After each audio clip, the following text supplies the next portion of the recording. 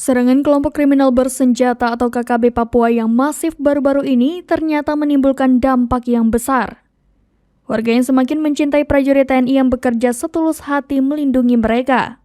Sebaliknya, warga semakin membenci dengan KKB Papua yang bahkan siap melawan mereka.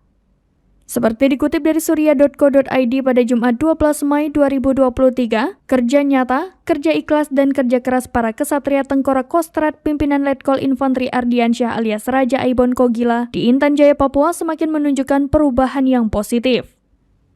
Pasca kontak tembak dengan pasukan Tengkorak dengan KKB Papua di beberapa lokasi dalam beberapa waktu ke belakang, pasukan Tengkorak Kostrad semakin dicintai masyarakat.